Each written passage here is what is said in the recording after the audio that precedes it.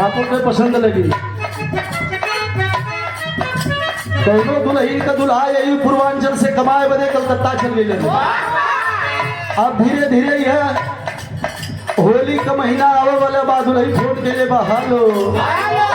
दुल्हा उधर से बोला कहा जी बोला। तब दुल्हन फरमाइश करती है फोनवा पे कि होली पे आवे के बाद न दुल्हा कहा कहाँ आवे के बाद दुल्हन फरमाइश के लिए बाद दुल्हा से कहा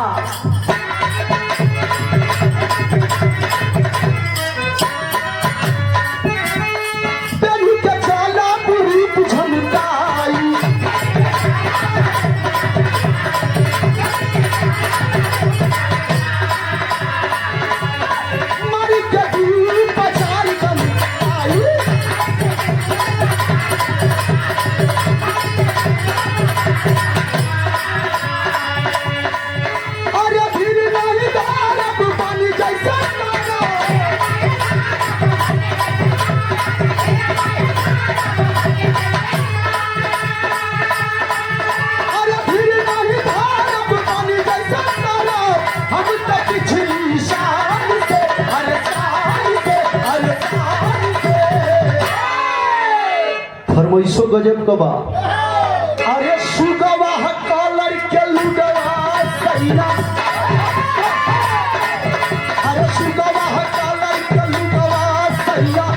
लइहा पंडाल से सुगवा कॉलर के लुगवा सैया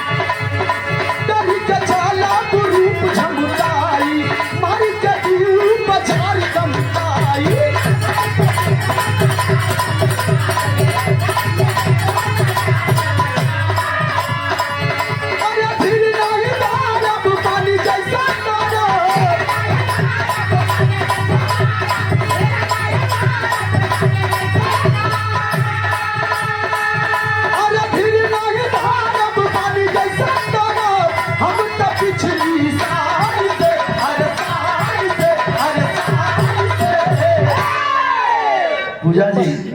हे पूजा जी दुल्ही थोड़ा स्टाइल वाली रहल वीडियो कॉलिंग पर दिखा के स्टाइल में कहते कि सुगवा कॉलर के लुगवा सैया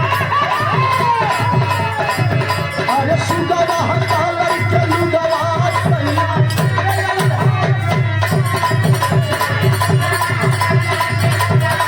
सैया लइहा पंडाल से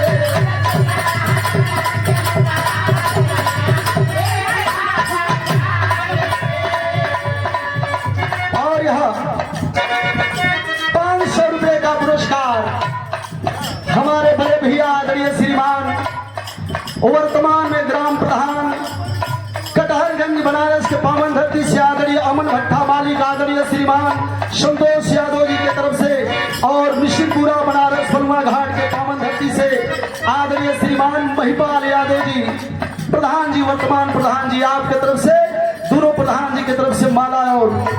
1000 रुपए का पुरस्कार आप लोगों के श्री चरणों में प्रणाम। सब भैया लोगों के प्रणाम नमस्कार है। उमेश भैया डॉक्टर साहब ज्यादा थक गए का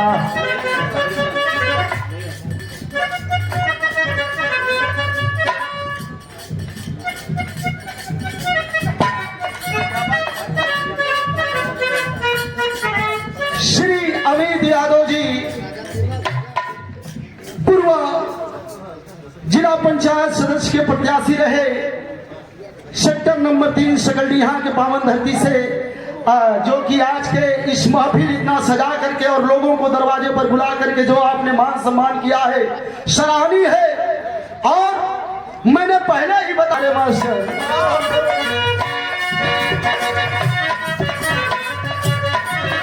दोनों दुल्हन कल रहल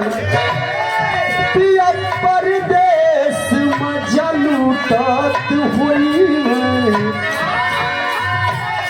पिया परदेश मजा लूटत हुई है।